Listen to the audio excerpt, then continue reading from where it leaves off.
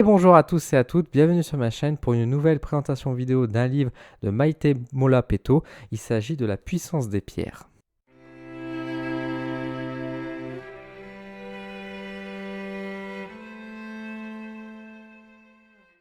Avant d'aller plus loin, j'aimerais remercier les éditions Bussière pour m'avoir envoyé ce livre à vous présenter. Merci beaucoup à vous. Je vous propose de découvrir l'intérieur de ce livre et vous donner mon avis à la fin de celle-ci. Alors, la puissance des pierres, usage thérapeutique et ésotérique et pièges à éviter de Maite Mola Peto. Il s'agit donc d'un livre sorti chez les éditions Bussière en octobre 2022. En réalité, c'est une réédition parce que le premier a été sorti en 2014. On retrouve donc dans ce livre au prix de 18 euros environ 130 pages. Hop, donc je vous propose de découvrir l'intérieur de celui-ci. Donc la puissance des pierres, tac. On a un petit préambule qui voilà, nous précise son idée de comment elle a vu l'ouvrage, etc. Comment ça marche. Elle nous rappelle que bien sûr, ça ne remplace pas les médecins, mais que voilà, ça peut aider, mais ça ne remplace pas les médecins. Je vous montre un petit peu la table des matières. Hop, par ici. Donc la table des matières avec le préambule, généralité, comment entretenir les pierres pour les purifier, etc. Et après, on a quelques exemples de pierres qui nous sont donnés ici, comme l'agate noire, l'aragonite, le calcite optique, la corborantite et la moissanite, pardon. Et puis voilà, après, je vous lis pas tous, hein, mais voilà, on a quelques exemples de pierres. Le saphir, hein, c'est un peu plus compliqué à obtenir, mais pourquoi pas. Tourmaline, turquoise, les pierres et les méridiens, donc les associations de pierres en bijouterie. Voilà, donc on a également même les pierres et les runes, hein, comme vous pouvez le voir. Donc on a quelques exemples qui sont proposés. À l'intérieur du livre, donc comment ça va se présenter? Donc on a quelques photos de temps en temps qui arrivent, qui sont présentées avec l'ouvrage. Voilà, donc on a une présentation rapide enfin, rapide. Voilà, on a quand même une présentation que vous pouvez voir quand même assez conséquente de chaque pierre avec ce qui est dit dessus, etc. Donc il n'y a pas trop de surprises, hein, dans ce bouquin, c'est principalement de cette manière-là. Alors après, je vais vous montrer des photos. Alors je sais pas, je vais essayer de vous rapprocher un petit peu, mais je sais pas qu'est-ce que vous en pensez. Mais enfin, personnellement, je trouve que les photos, elles sont pas très joyeuses, très positives. Enfin, je trouve que la qualité est un peu légère. J'ai même parfois l'impression que c'est un petit peu flou. Donc je sais pas qu'est-ce que vous en pensez réellement. Mais bon, là on a sur la labradorite, et pourtant la labradorite, enfin c'est beau, hein, ça a des reflets bleus ou roses, enfin ça peut être une très belle pierre. Et puis là, enfin on a l'impression qu'elle est toute noire. Donc bon, l'impression n'a pas été top. Même la malachite, elle est pas très très verte. Obsidienne, bon là l'obsidienne c'est forcément c'est noir. Mais voilà, œil de tigre, œil de faucon. Je sais pas, je trouve que c'est quand même assez simple. Regardez, enfin je sais pas, je trouve que les photos ne sont pas très belle. Regardez, une septaria, enfin je sais pas. Je pense on aurait pu améliorer quand même la qualité, on va dire, des images et des photos, surtout dans un livre qui est là pour présenter, on va dire, avant tout les pierres. Donc voilà, vous voyez quand même à la fin, donc les pierres et les runes, quelques infos. Donc c'est assez court, mais voilà un peu à quoi ressemble l'intérieur du livre. Je vous donne maintenant rendez-vous face caméra pour que je vous donne un petit peu mon avis concernant ce livre. La puissance des pierres, donc de Maite Mola Peto. Qu'est-ce que j'en pense? Qu'est-ce que je vous recommande ou pas? Alors, je vais commencer par tout d'abord les points positifs du livre. C'est que déjà, il nous présente des pierres qu'on n'a pas forcément l'habitude de voir. Bon, outre la labradorite, l'obsidienne, qui sont quand même des pierres très connues, effectivement, on nous présente des pierres qui le sont beaucoup moins. Donc ça, c'est déjà un bel argument, j'ai envie de dire, de nous faire découvrir de nouvelles pierres qui ont l'air tout aussi intéressantes et à développer.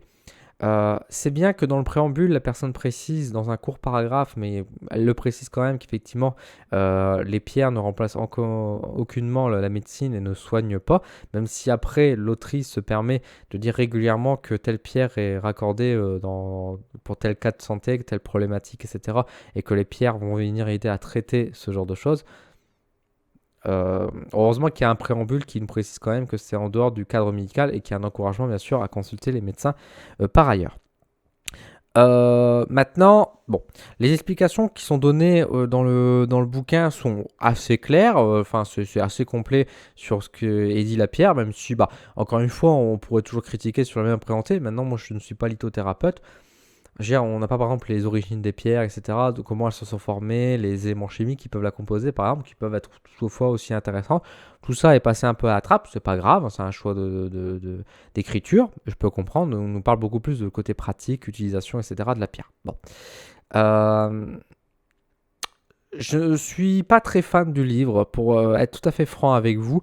Déjà par rapport à la qualité du livre, quand je dis au niveau des photos, bah, ça m'a pas fait, j'allais dire un mot vulgaire, ça m'a pas vraiment enchanté, on va dire ça comme ça.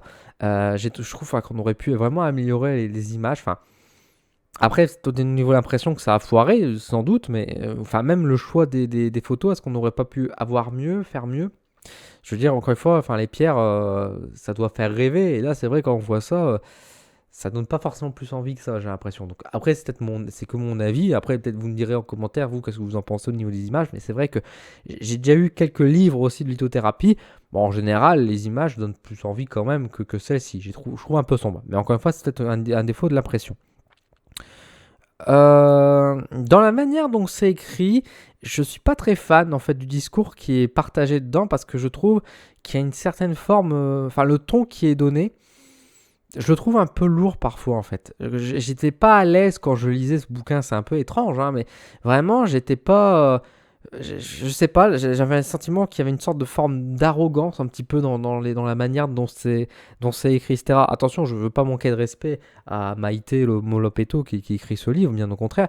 Euh, mais c'est juste que dans la manière dont c'est mis, je sais pas, ça m'a mis mal à l'aise. Notamment, par exemple, quand elle dit à plusieurs reprises que elle écrit ce livre parce que bah, elle a lu plein de livres et puis les autres livres ne donnaient pas les informations qu'elle va donner. Donc, elle va nous faire découvrir des vraies pierres, des choses. Enfin, on a un sentiment que moi je sais mieux que vous en fait. Et ça m'a pas trop plu un peu ce côté-là. Alors peut-être que c'est pas voulu, hein, mais dans mon inconscient, en tout cas quand je lisais, je dis oh c'est un peu lourd.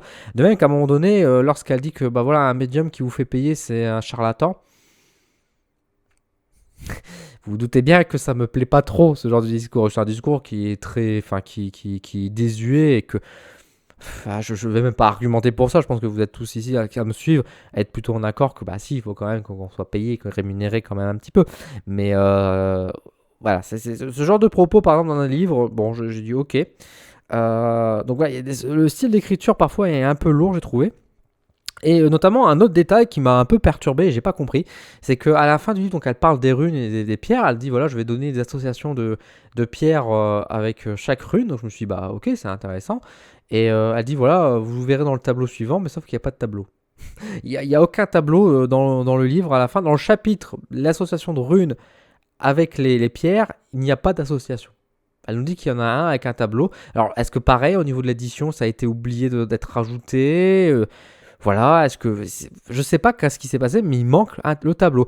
Alors, elle dit des choses intéressantes avec les runes et les pierres, hein. Elle nous dit voilà, vous pouvez utiliser telle pierre pour faire un jeu complet, vous pouvez forger vos pierres, ça. Donc, tout ça, ok, c'est intéressant. Mais elle nous dit clairement à un moment donné voilà. Allez, le tableau suivant va vous récapituler chaque pierre qui est associée à chaque rune, sachant que bon, vous pouvez mettre d'autres pierres, etc. Ok, mais il n'y a pas ce tableau. Donc oublie, enfin je sais pas ce qui s'est passé réellement.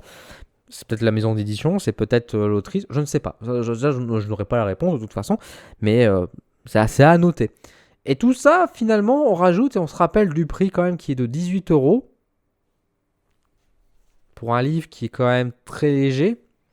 Bah c'est très cher, c'est très cher. Alors, je sais que ces derniers temps, le coût du papier, etc., a bien augmenté. Donc je sais que de manière générale, les livres coûtent plus cher qu'avant. Ça, je ne dis pas le contraire. Cependant, enfin, là, on a quand même 18 €, c'est quand même assez élevé. Pour le contenu qu'il y a dedans, j'ai déjà vu des livres qui coûtaient moins de 10 €. Alors on va dire, oui, mais avant la crise, etc. Oui, enfin bon, même ces livres-là, ils n'ont pas gagné 8 € non plus. Donc, je trouve que c'est très léger pour ce qu'il y a dedans.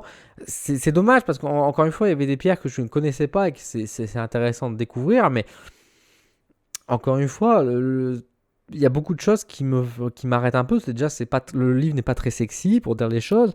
Voilà, la manière dont c'est écrit, ça me plaît pas trop sur certaines phrases qui me font oh j'aime pas. Enfin, j'espère que vous voyez ce que je veux évoquer un petit peu.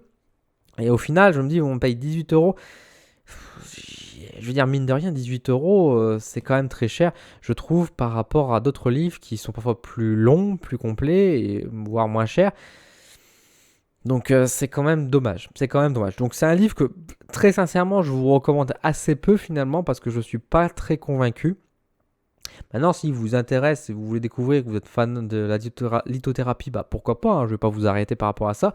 Mais personnellement, moi, je pense qu'il y a de meilleurs ouvrages concernant la lithothérapie. Alors après, c'est vrai que les pierres qui sont dedans, peut-être que vous aurez des difficultés à en trouver d'autres. Je ne suis pas expert, mais je ne suis pas convaincu non plus qu'à ce prix-là, ça vaut le coup quand même de partir sur ce genre de livre. Voilà.